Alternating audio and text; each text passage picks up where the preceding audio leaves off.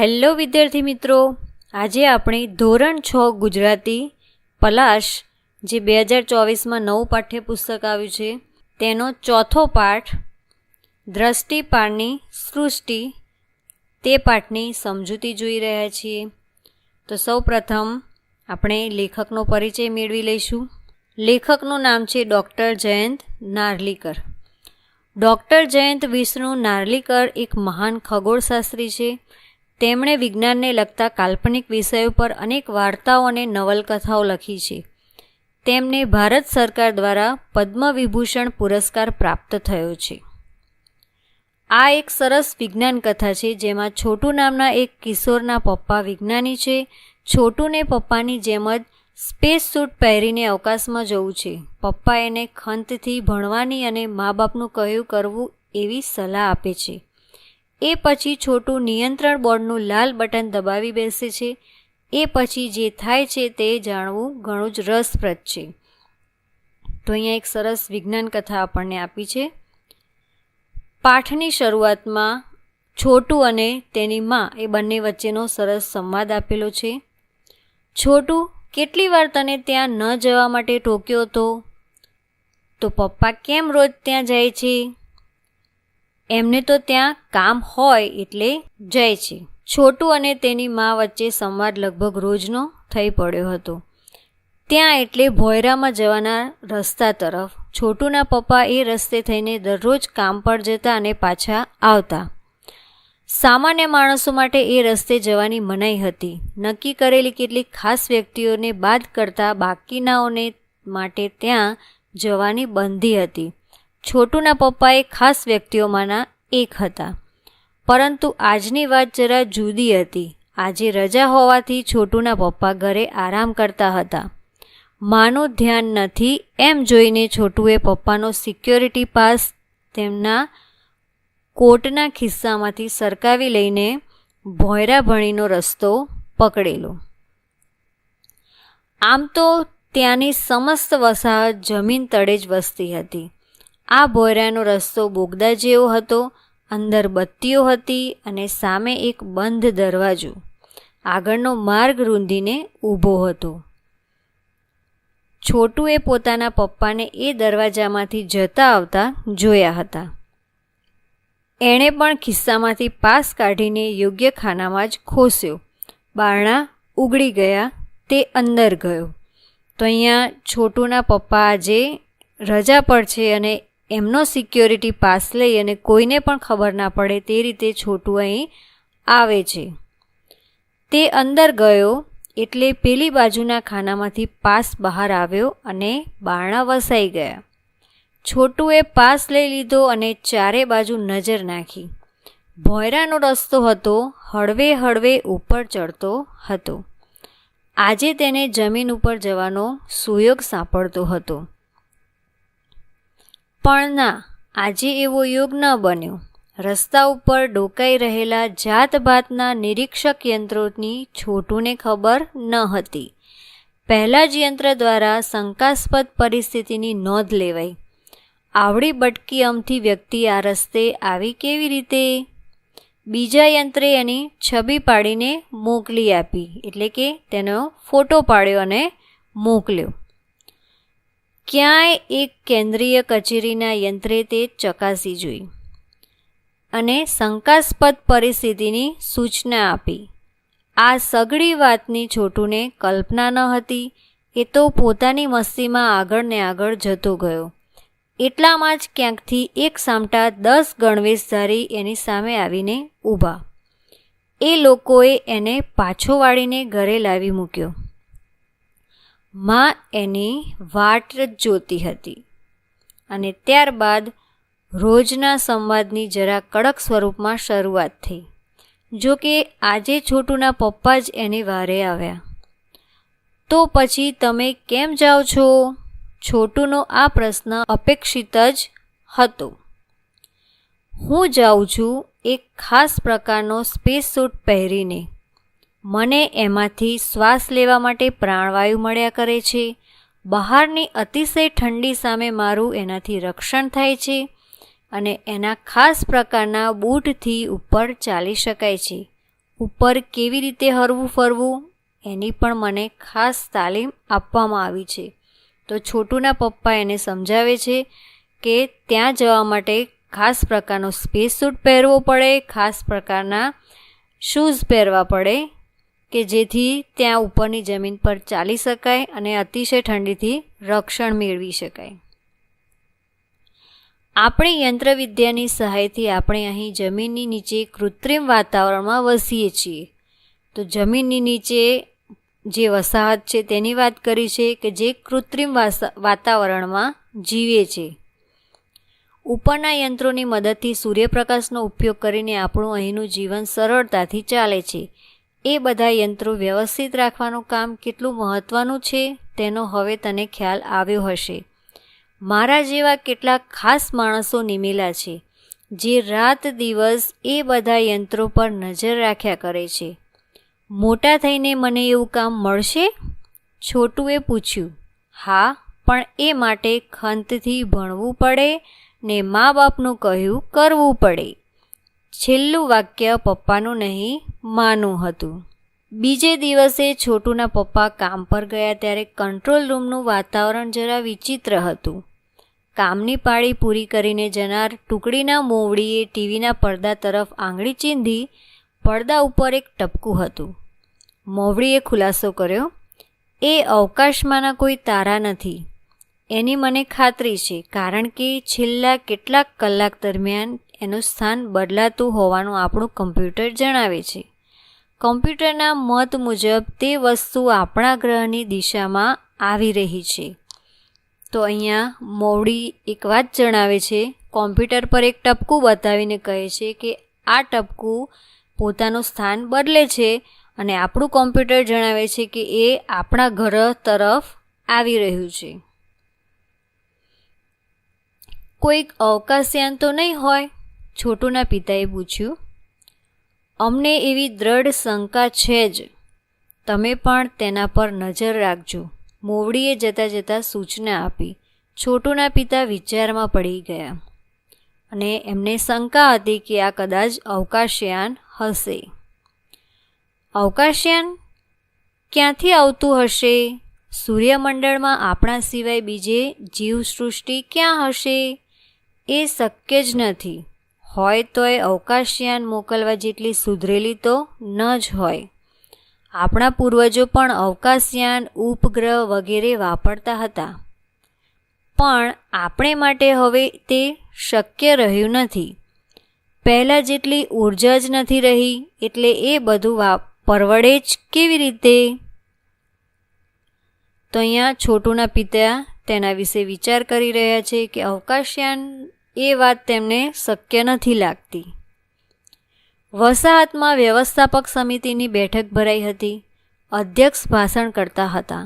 એક યાન આપણી આસપાસ ચક્રાઓ લે છે, બીજું હજી દૂર છે, પરંતુ આવે છે અહીં જ. આ યાન પડોશના ગ્રહમાંથી આવતા હશે તેમ આપણા કોમ્પ્યુટરને લાગે છે. આપણે શા પગલાં લેવા તે નક્કી કરવું જોઈએ. નંબર 1, તમારું શું માનવું છે? નંબર 1 પાસે વસાહતના સંરક્ષણની જવાબદારી હતી. કાગળિયા એકઠા કરતાં એમણે બોલવાની શરૂઆત કરી. તેમણે અવકાશમાં જ નકામા બનાવી દઈને નીચે ઉતારવા હોય તો તે માટેના યંત્રો આપણી પાસે નથી. હા, જો તે પોતાની મેળે નીચે ઉતરી આવે તો પછી તેને નકામા બનાવી દેવાનું સામર્થ્ય આપણી પાસે છે ખરું.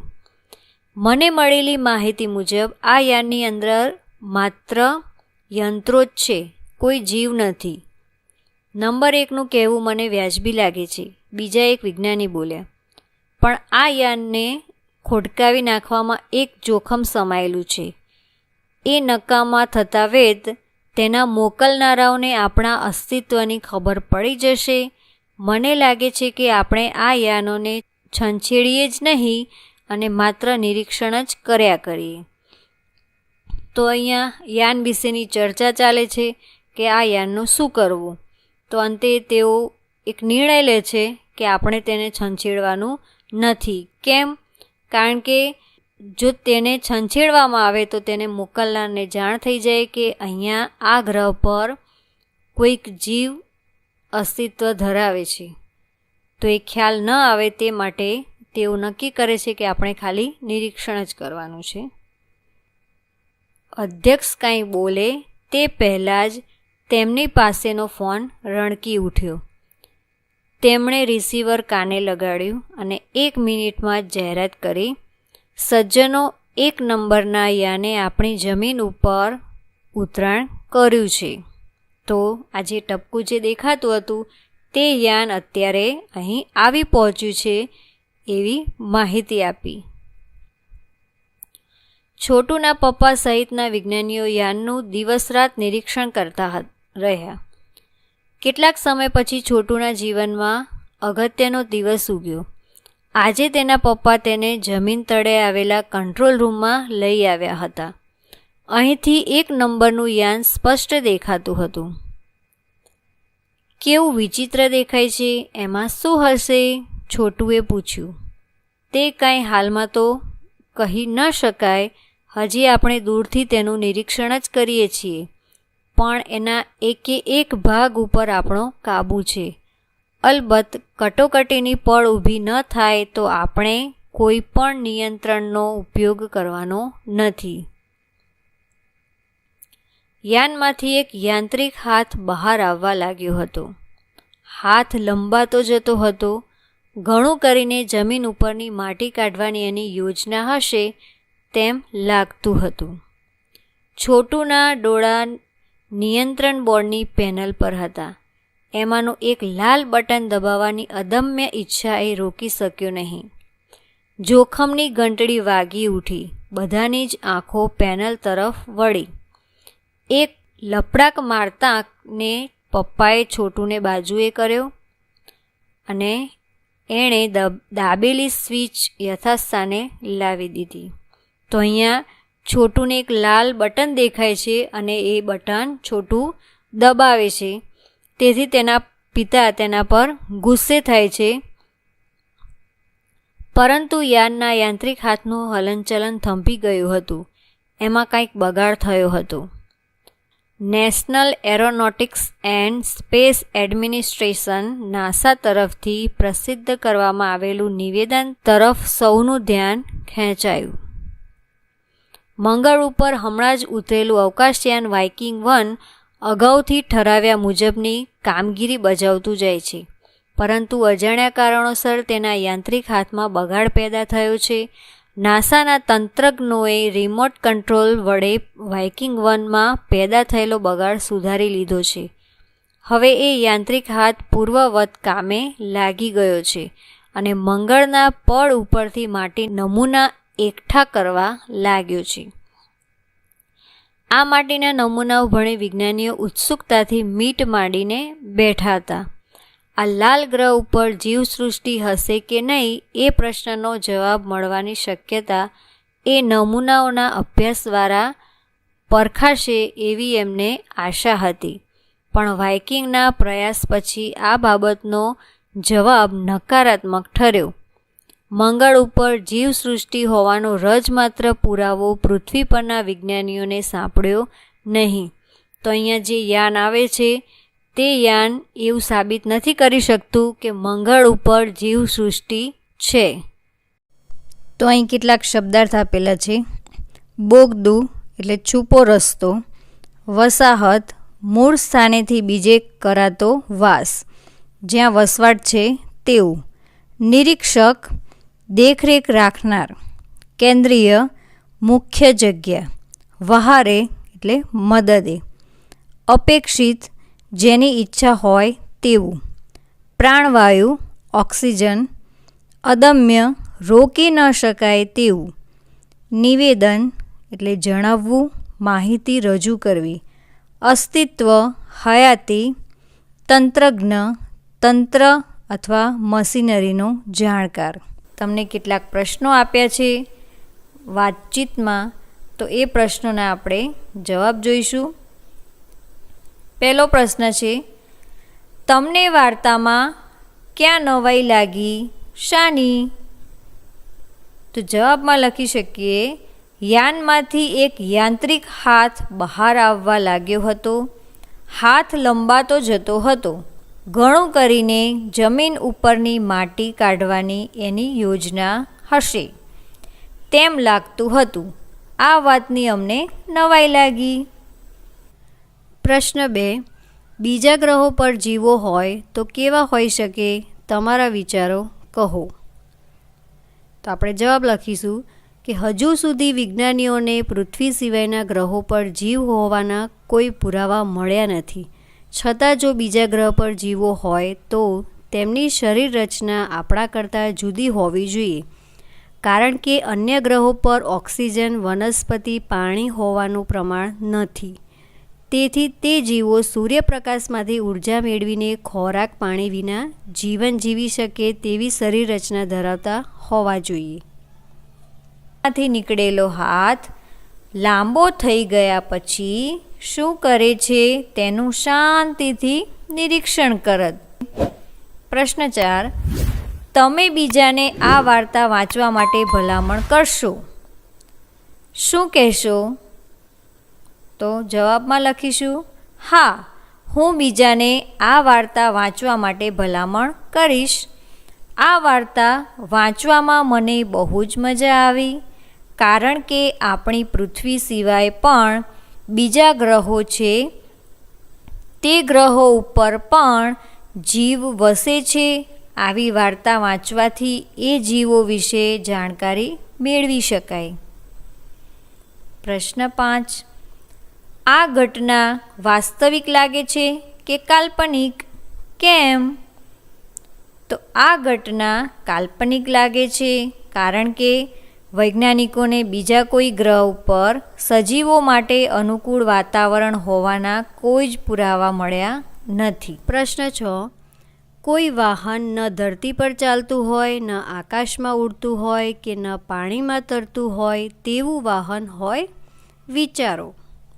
તો આપણે કહી શકીએ કે કોઈ વાહન ન ધરતી પર ચાલતું હોય, ન આકાશમાં ઉડતું હોય કે ન પાણીમાં તરતું હોય તેવું વાહન હોવાની શક્યતા નહિવત છે. પ્રશ્ન 7. તમારા માતા પિતા કે વડીલો તમને કેવી કેવી સાવચેતી રાખવા સલાહ આપે છે? તો તેમાં આપણે લખી શકીએ કે કોઈ અજાણી વ્યક્તિ પાસેથી કોઈ પણ વસ્તુ ન લેવી, તેમજ કોઈ અજાણી વ્યક્તિનો વિશ્વાસ ક્યારેય ન કરવો એવી સલાહ આપે છે. 2 જોઈશું. છોટું કેટલી વાર તને વાક્ય પપ્પાનું નહીં માનું હતું ત્યાં સુધીની વાર્તા વાંચો અને પ્રશ્નોના એક શબ્દમાં જવાબ આપો. તો અહીંયા તમને કેટલાક પ્રશ્નો આપ્યા છે અને એ પ્રશ્નોના જવાબ તમારે એક શબ્દમાં જ આપવાના છે. તો પહેલો પ્રશ્ન છે કે ભોંયરાના રસ્તે કેવા માણસોને જવાની છૂટ હતી? તો ખાસ વ્યક્તિઓને, એટલે કે જે ખાસ વ્યક્તિ નક્કી કરેલા હોય એ જ વ્યક્તિ તે ભોંયરાના રસ્તે જઈ શકે. બીજો પ્રશ્ન, છોટુને મોટા થઈને કોના જેવું કામ કરવું છે? તો પપ્પા જેવું. પ્રશ્ન 3, નિરીક્ષક યંત્રો કેવી પરિસ્થિતિના ફોટા પાડે? તો એવા યંત્રો જે છે તે શંકાસ્પદ પરિસ્થિતિ લાગે તો તેના ફોટા પાડે છે, એટલે આપણે લખીશું શંકાસ્પદ. પ્રશ્ન 4, છોટુનો પરિવાર કેવા વાતાવરણમાં જીવે છે? તો કૃત્રિમ, એટલે કે કૃત્રિમ વાતાવરણમાં છોટુનો પરિવાર જે છે એ જીવે છે. પ્રશ્ન 5, માણસ સ્પેસ સૂટ વિના મંગળની જમીન પર જાય તો શું થાય? તો મૃત્યુ થાય. પ્રવૃત્તિ 3, વાર્તા અનુસાર આ ફકરાની કઈ વાતો સાચી નથી તે ઓળખો અને તેના ઉપર લીટી કરો. જોડી કાર્ય. તો અહીંયા તમને એક ફકરો આપ્યો છે અને એમાં જે સાચી ના હોય, વાર્તાને અનુકૂળ ના હોય તો તેના નીચે આપણે લીટી કરીશું. તો ફકરાનું વાંચન આપણે કરીશું. તો આપણું અવકાશયાન મંગળ ગ્રહ પર ઉતર્યું.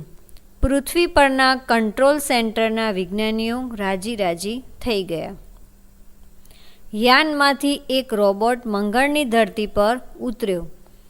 તો રોબોટ મંગળની ધરતી પર ઉતર્યો એવું કંઈ પાઠને લગતું નથી. તો આપણે તેને નીચે લીટી કરીએ. જે પાઠને લગતું નથી એને નીચે આપણે લીટી કરેલી છે. ત્યાં નજીકમાં એક ઝરણું હતું. ઝરણાનો ફોટો આવે તે રીતે રોબોટ ઊભો રહ્યો. તે પછી તેણે ત્યાંથી પાણી અને માટીના નમૂના લીધા. ત્યાંની જમીન પર પીળા રંગના ફૂલ છોડ લહેરાઈ રહેલા. ત્યાં કાળા સફેદ રંગના પક્ષીઓ જેવા જીવો ઊંચે નીચે થઈ રહ્યા હતા. રોબોટે વાતાવરણનું તાપમાન માપ્યું. દૂર ડુંગરા જેવું દેખાતું હતું. કેમેરાનો ટેલિસ્કોપ મોડ ઓન કરી રોબોટે તેના ફોટા લીધા. આ બધી વાતનું રોબોટ લાઈવ ટેલિકાસ્ટ કરતો હતો. બીજી જ સેકન્ડે તે બધું કમાન્ડ સેન્ટરની સ્ક્રીન પર દેખાતું હતું. નજીકના અર્થવાળો લાગે તે શબ્દ પર ગોળ કરો જોડી કાર્ય. તો અહીંયા તમે કેટલાક શબ્દો જોઈ શકો છો. કટોકટી, તો એનો નજીકનો અર્થ થશે વધારે મુશ્કેલ સમય. બીજું છે રજમાત્ર, તો એને લગતો શબ્દ થશે જરાક. ત્રીજું વસાહત, તો રહેવા માટેની જગ્યા.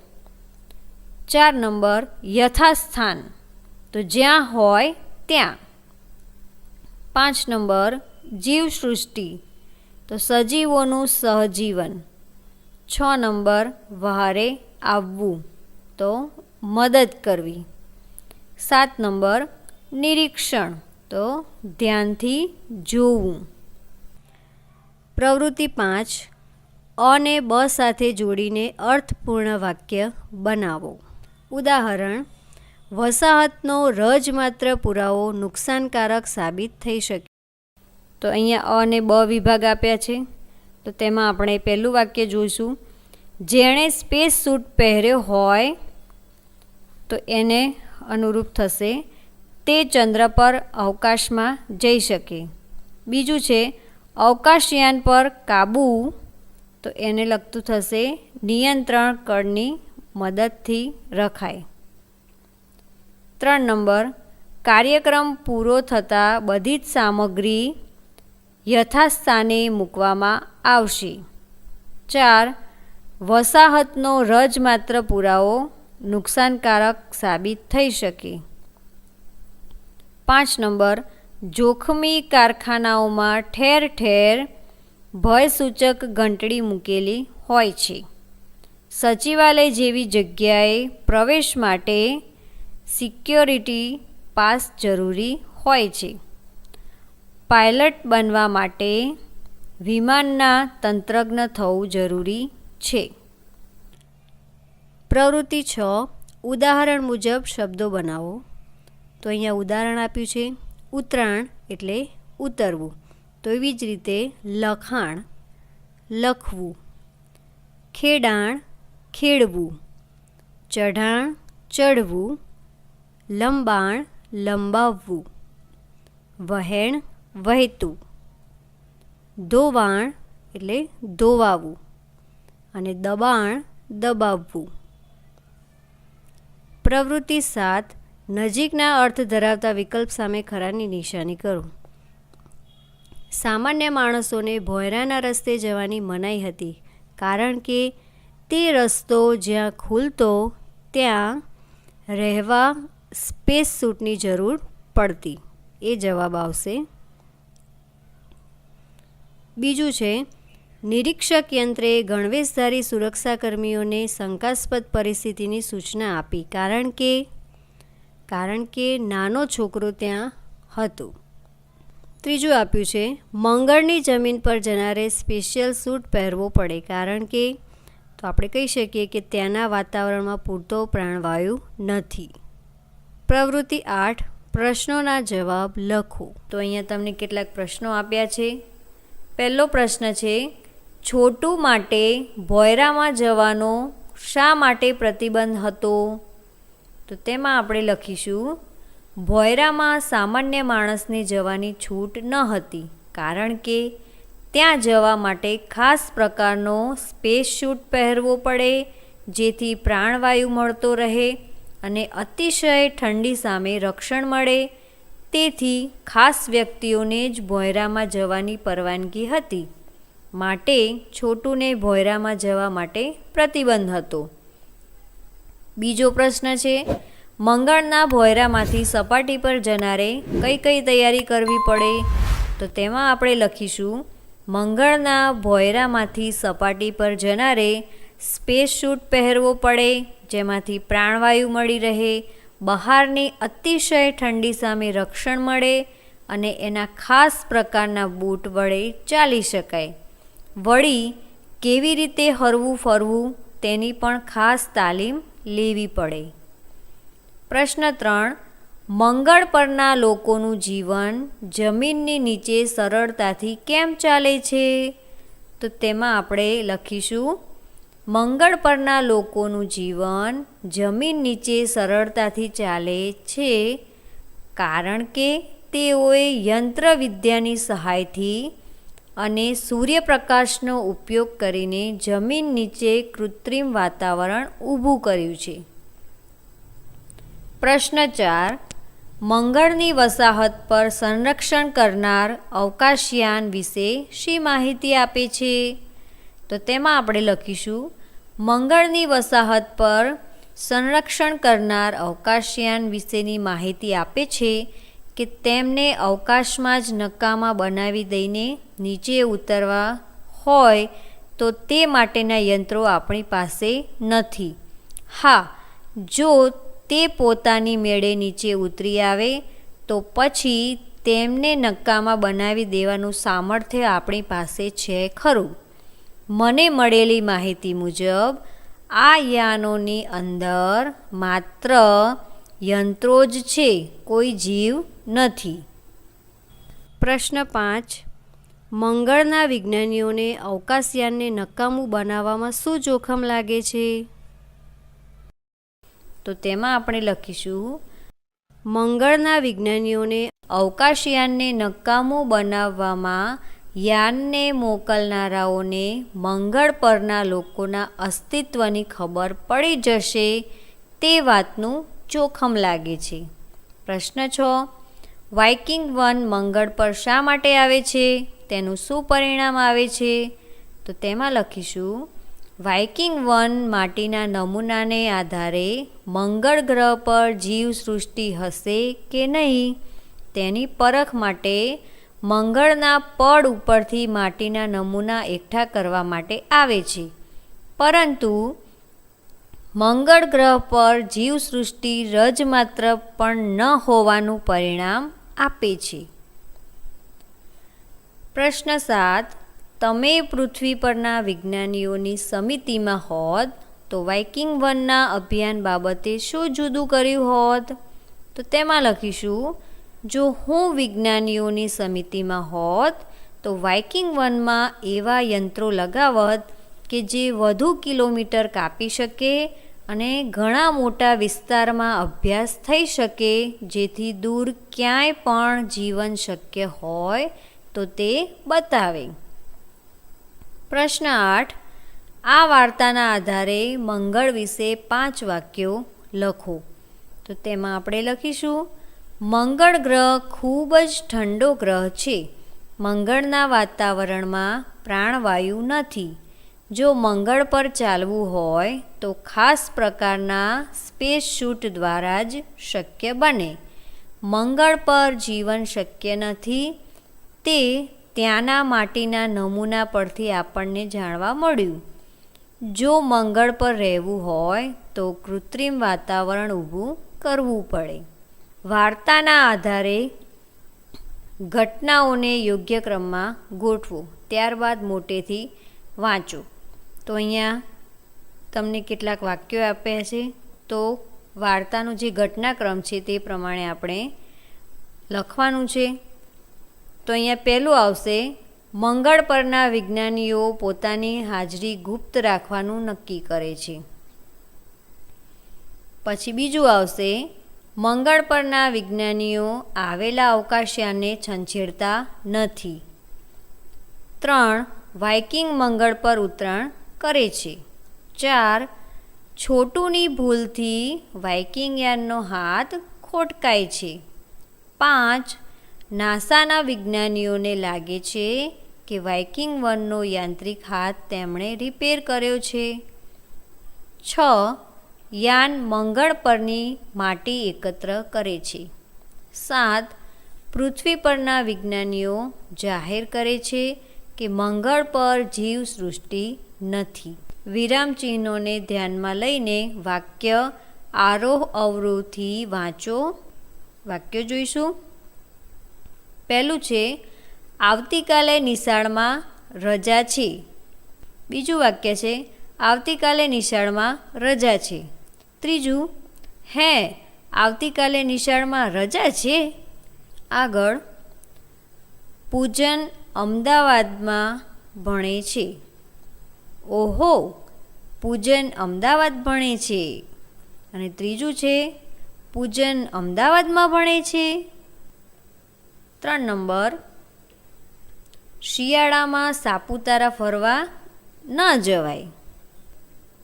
નીચે શિયાળામાં સાપુતારા ફરવા ના જવાય અને શિયાળામાં સાપુતારા ફરવા ન જવાય. 4 નંબર, એણે ક્યાં કશું કીધું? એણે શું કીધું? એણે કશું નથી કીધું. પ્રવૃત્તિ 11, ઉદાહરણ પ્રમાણે કોઠામાં વિગતો ભરો. તો અહીંયા વાક્યો આપ્યા છે અને એમાં રહેલો ભાવ આપેલો છે અને કયા શબ્દથી ખબર પડી એ લખવાનું છે અને એ વાક્યમાં કયું વિરામ ચિહ્ન આવશે એ લખવાનું છે. તો પહેલું જ ઉદાહરણ આપ્યું છે કે કેટલું મોટું ઘર, તો નવાઈ લાગી. અને કયા શબ્દથી ખબર પડી? તો કેટલું મોટું, અને ઉદ્ગારવાચક ચિહ્ન આવશે. એવી જ રીતે બીજા વાક્ય જોઈશું. પ્રિયા બજારમાંથી રંગો અને પીંછી ખરીદીને લાવી. તો આ વાક્યમાં ખાલી માહિતી આપેલી છે, એટલે ખરીદીને લાવી એના પરથી આપણને ખબર પડે છે અને પૂર્ણ વિરામ આવશે. ત્રીજું વાક્ય છે કે નિલેશને ચિત્રકામ કેમ ગમતું નથી? તો અહીંયા પૂછપરછનો ભાવ રહેલો છે અને કેમ એ શબ્દ પરથી આપણને ખબર પડે કે આ પ્રશ્નાર્થ વાક્ય છે. ચોથું વાક્ય, મીના રવિવારે આવશે કે સોમવારે? તો અહીંયા પણ પૂછપરછનો ભાવ રહેલો છે અને કે શબ્દ પરથી ખ્યાલ આવશે કે આ પ્રશ્નાર્થ વાક્ય છે. પાંચમું વાક્ય, જયેશે રંગોનું શું કર્યું હશે? તો અહીંયા પૂછપરછ આવશે અને શું એ શબ્દ પરથી આપણને ખ્યાલ આવે કે આ પ્રશ્નાર્થ વાક્ય છે. છઠ્ઠું વાક્ય, ઓહ દિવ્યા તો થાકીને જમ્યા વિના જ સૂઈ ગઈ. તો અહીંયા આશ્ચર્યનો ભાવ રહેલો છે અને ઓહ શબ્દથી આપણને ખ્યાલ આવે કે આ એક ઉદ્ગાર વાક્ય છે. સાતમું વાક્ય, શું બધા સાપ ઝેરી હોય? તો અહીંયા પૂછપરછનો ભાવ રહેલો છે અને શું એ શબ્દ પરથી આપણને ખ્યાલ આવે કે આ પ્રશ્નાર્થ વાક્ય છે. આઠમું વાક્ય, પ્રજાસત્તાક દિન ક્યારે છે? તો અહીંયા પૂછપરછનો ભાવ રહેલો છે અને ક્યારે શબ્દ પરથી ખ્યાલ આવે કે આ એક પ્રશ્ન વાક્ય છે. વાક્યમાં યોગ્ય વિરામ ચિહ્ન મૂકો. માહિતી હોય ત્યાં પૂર્ણ વિરામ. આનંદ, ખુશી, પ્રશંસા, દુઃખ, મૂંઝવણ, આશ્ચર્ય જેવા ભાવ માટે ઉદ્ગાર ચિહ્ન.